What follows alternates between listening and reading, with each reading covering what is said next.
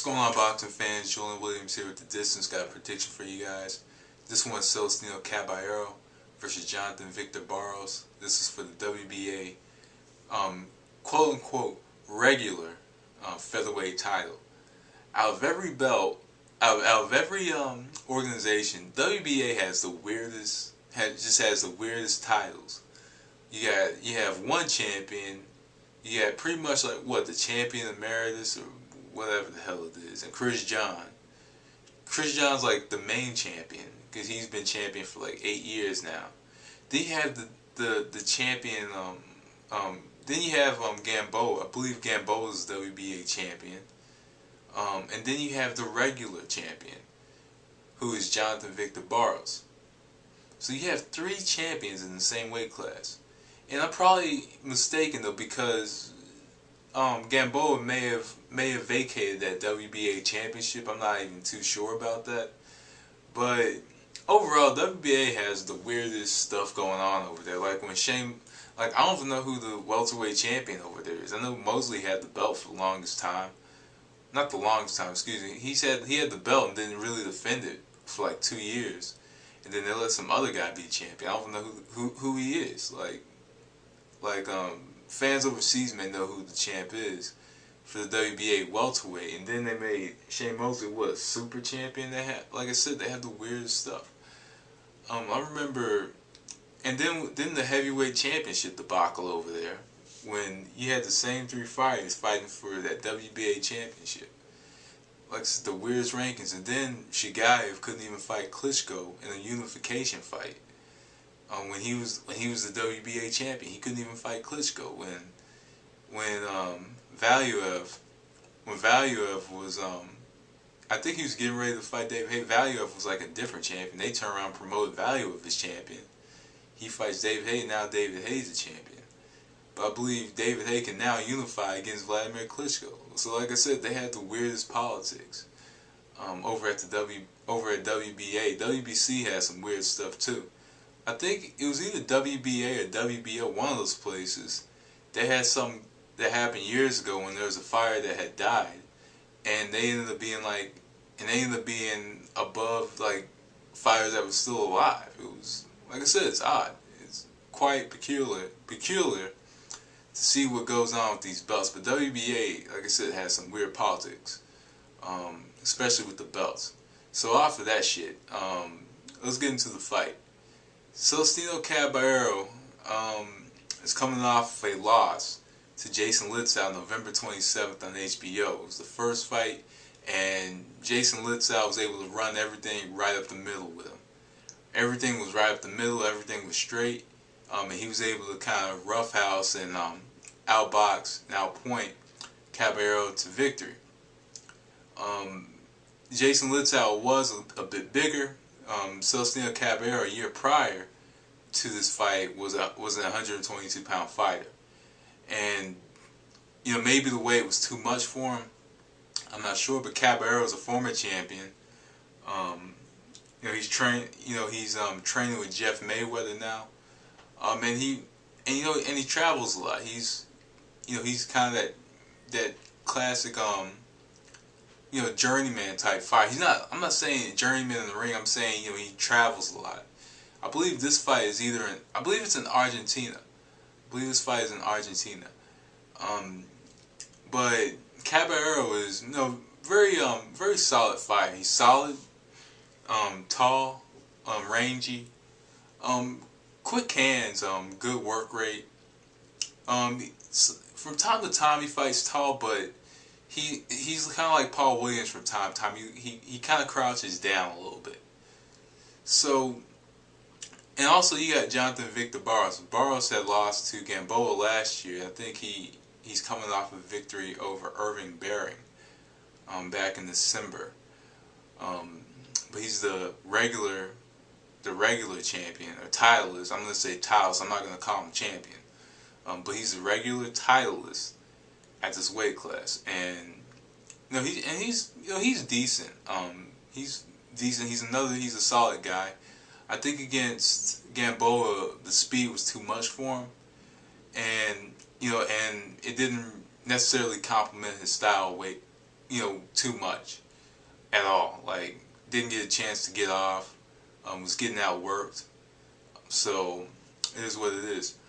So in this fight, Jonathan Victor Barros, in this fight, he has to pretty much try the Litzow strategy, everything up the middle. He throws a decent double jab, and decent double jab. He comes forward, and it sets up a left or right hook. Those are pretty much the two punches he throws, left and right hook, two power punches he throws. But what he likes to do is he likes to jab. But the problem with him is he tries to throw power shots from out range. He kind of tries to step in, and throw his shots and turns the wrong way. But in this specific fight, he wants to double the jab. I think he wants to out jab Caballero. He wants to jab and he wants to step right out of range. So that he avoids a Caballero shot. See, against an arm puncher like Caballero, what you want to do is you want to counter. You want to counter his shots.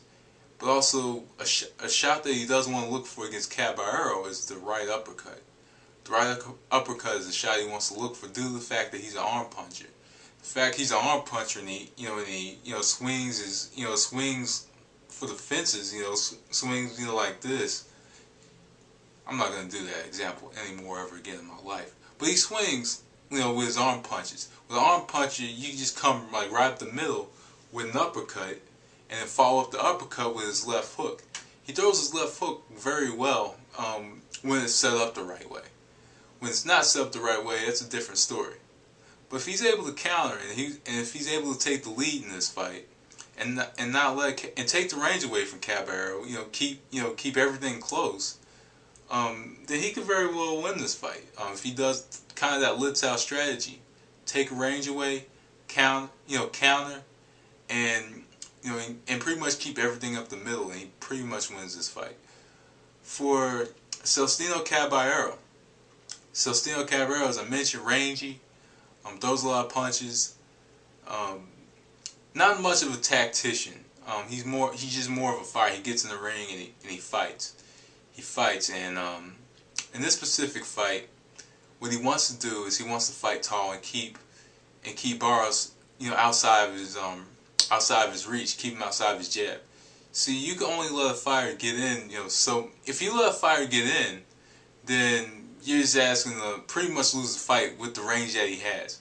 What he wants to do is he wants to use movement, he wants to utilize his jab, and and a punch that he does want to look for is the overhand right above his guard. Also look for the right hook because from time to time Barros keeps his hand low. Look for the counter left hook because Barros does step out of range. He steps out of range.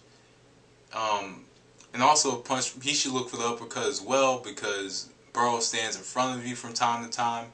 He'll throw the ugliest punch and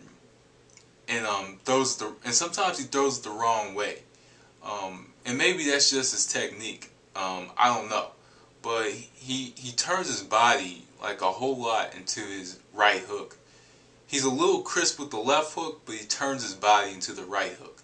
When you turn your body into the right hook, then sometimes, like when you miss it, you leave yourself way open, and you leave yourself open for a straight left hand. Sometimes the straight left hand, sometimes the right hook, sometimes combinations.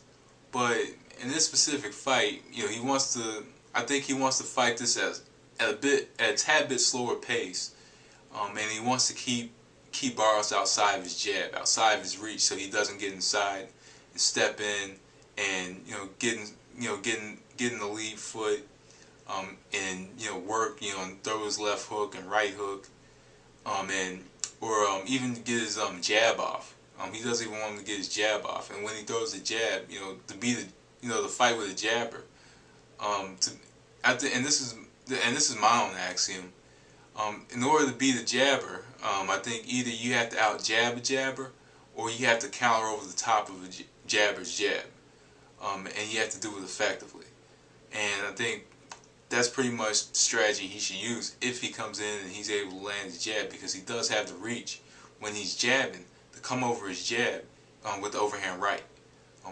But with this fight, the new WBA regular champion, Celestino Caballero, unanimous decision.